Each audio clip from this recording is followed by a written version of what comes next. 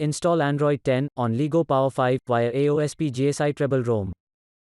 Please check the description for important notes and all the download links. First download ROM and GApps packages, then transfer the downloaded files to the phone storage, link is in the description below. Step 2. Boot your device into TWRP recovery.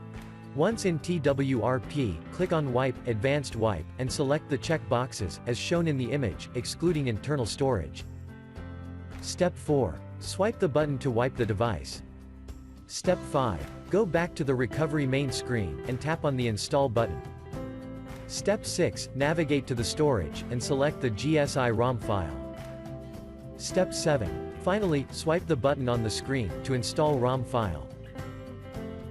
Step 9. After GApps flashing completes, select Wipe Cache and dalvik from bottom left side of screen, and swipe to wipe. Step 10. When the flashing process is complete, hit Reboot System. That's it, you have successfully installed the ROM on your device.